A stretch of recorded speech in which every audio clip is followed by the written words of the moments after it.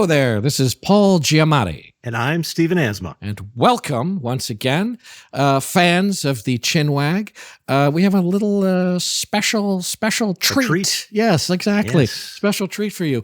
We talk frequently about how we have loyal listeners who write in to us occasionally. And they are loyal. They are indeed loyal, and they're interesting people. They're very interesting. Very interesting people. So as promised, we wanted to respond to one of our loyal listeners who wrote in to share a dream she had. It's an interesting letter. Very. I guess it's a recurring dream. It's not clear to me, but I'm going to let Mr. Stephen Asma read it in his dulcet tones.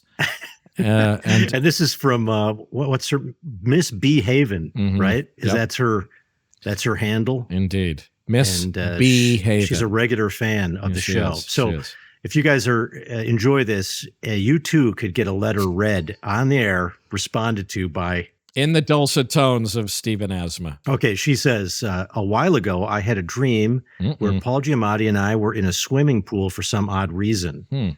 Anyway, he told me, quote, unexpected June, end quote. He was insistent that I tell the real Paul this title or phrase. I had no idea at the time that he even had a podcast or how I would get this information to him. Oh, wow. However, I got it wrong.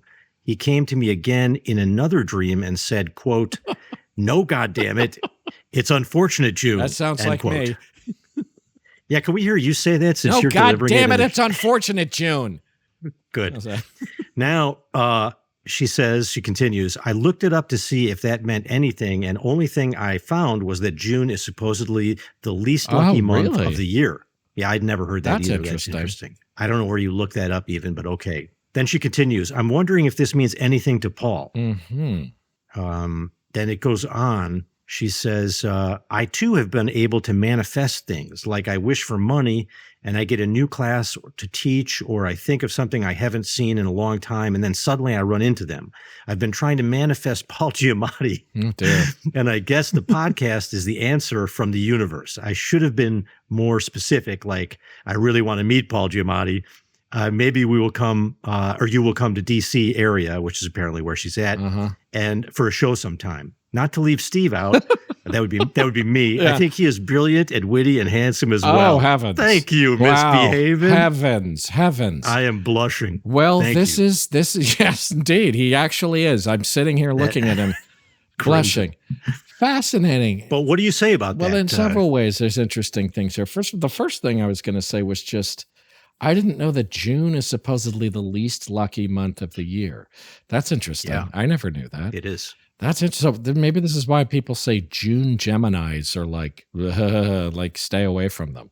Oh, do they? Is that a thing? Which would be me. I'm a June Gemini. Yeah, you're a June Gemini. Yeah, so it's interesting. Yeah, people. It's kind of a thing in astrological circles, Steve. That you're trouble? They're kind of trouble. Okay. June Geminis are sort of like, that's not good. And interestingly, just if we're going to get numerological with me, my June Gemini-ness, I'm born on June 6th, 1967. So when you write out my birth date, it's 666.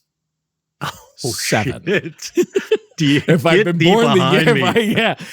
born the year before, it would be bad. I'm saved by the 7. Shit. I think I'm saved by the 7, which I believe is a kind of. But you got the 3 6s. I got the 3 6s, dude. 666. Demonic, dude. I got it, and it's tattooed. Mark of the beast, and it's tattooed on my scalp. It's interesting. This is interesting because it's so specific. It's so specific, and I can say it was both unexpected and unfortunate. I had some intense stuff happen. Nothing. I mean, I'm not going to go into the details of it, right? But I definitely had an unfortunate June, a tough June in terms of sort of family stuff. Yeah, it was really like wow. So it's interesting because she doesn't seem to be far off.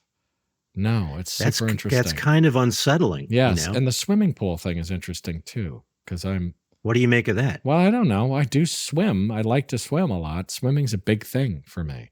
So it's interesting. All of it seems how do you even look up I know Freud thought that water in dreams indicated pregnancy. being with child. That was what he said. Are you telling me I'm great with child? It's pretty clear you're pregnant. That's what she's. That's interesting. Well, but that's always interesting. That whole sort of like dream dictionary thing, and this stands for this and stuff like that. I love the thing of hearing a phrase or seeing a word or something in a dream, and you are really just like, I mean, do you have this ever happen in a dream where you're like, it does happen, and you might remember it when you wake up. Yeah. And you can write it down, and it's like, it's really cool. And this is very specific it's very specific. Yeah. And then a second dream too. That's weird. Recurrent thing like that. And I came back to, well, maybe she had no idea I even had a podcast at the time. It definitely feels, it's got some energy to it there. Yeah, it does. Miss B Havin. I definitely, you're definitely onto something. You weren't wrong. Yeah. I wonder, like, what is it? But what's weird is, like, it does seem to mean something to you, but I can't see how it means anything to her. You know what I mean? Like, it's not an actionable item for her. You know what I mean? No, there's nothing for her. No, but I mean, but I suppose it's the idea that you need to convey this. She's the vessel and needs to get the message to me. And then she fortunately suddenly, she doesn't know that there actually is a way to get the message to me, which is the interesting thing. And this all reminds me of something. It's very funny. This is suddenly reminding me of something. I got a good story. This is reminded. I got a good story. Do it. This is an interesting story. Speaking of like somebody needing to get a message to me, I had forgotten about this. I remembered it a little while ago and thought I should mention it on here. It's just interesting. But now I'm reading this and I'm like, oh yeah. So there's a guy that I know. I always love to be able to tell a story when I start with, there's a guy that I know. There's a guy. There's a guy that I know. There's a guy I know. He's a very interesting character. He's a writer, and he's a bit of a kind of crazy gadfly. He's an interesting guy. And he's led a kind of crazy life, and he knows lots of interesting, strange people. And he's a bit of a, there's those people who just have characters. He's a real character. But he told me a little while ago, this is a few years ago, he knew a family in which there was the father was some kind of very successful sort of business guy in finance world or something like that. And he had a kind of unfortunate sort of episode, and he really had a kind of what we would call, I don't know what you call it now, but would have called like a breakdown or something. He really kind of like, and he was having some real issues, some mental health issues and things like that.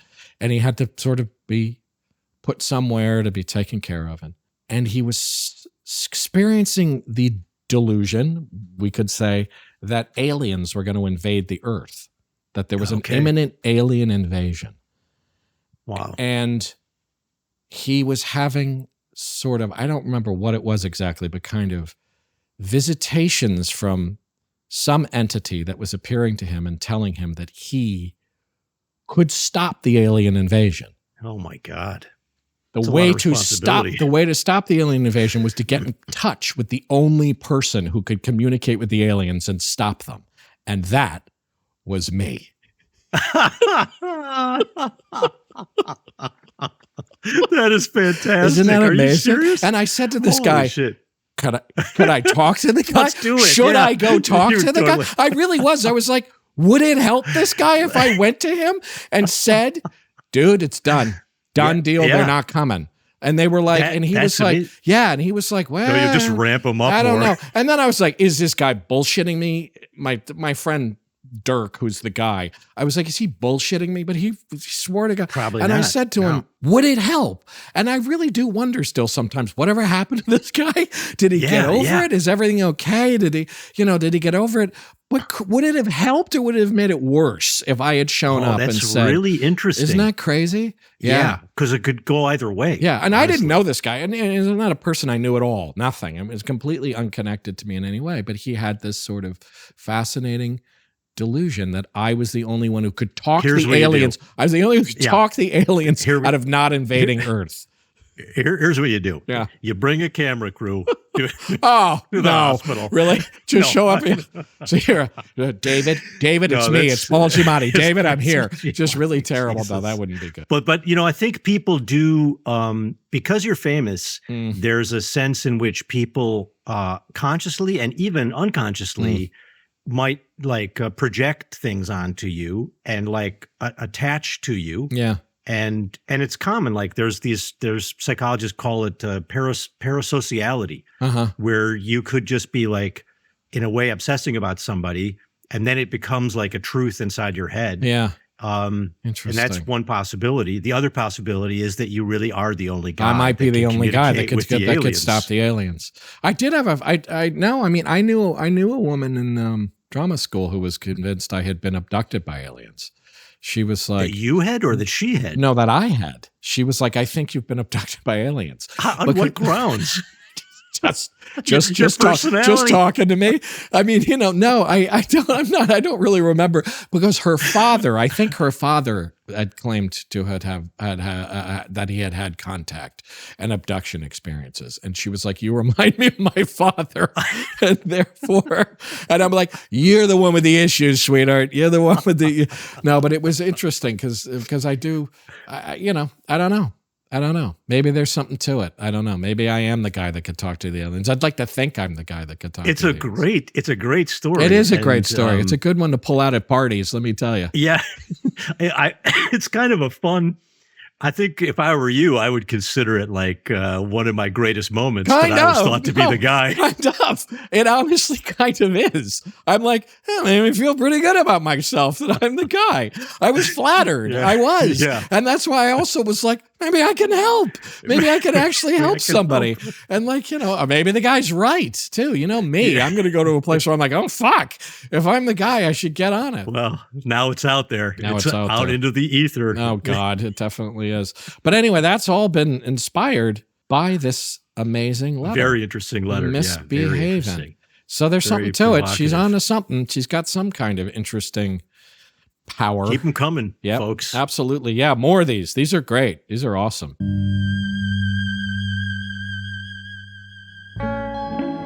Chinwag is a production of Treefort Media and Touchy Feely Films. Hosted and executive produced by Paul Giamatti and Stephen Asma. Executive producers for Treefort are Kelly Garner and Lisa Ammerman. Dan Carey is executive producer for Touchy Feely. Our series producer is Rachel Whitley Bernstein. Original theme music by Luke Top, with additional music by Via Mardot. Oscar Guido is our executive in charge of production. Tom Monahan is head of audio for Treefort. Audio production supervision by Matt Dyson. Editing and mixing by Jeff Neal. Animation created by Alex Sokol. Research assistance by Aidan Brooks. Lastly, for more information, go to chinwagpod.fm and find us on Instagram or TikTok at chinwagpod or on Twitter at chinwag_pod.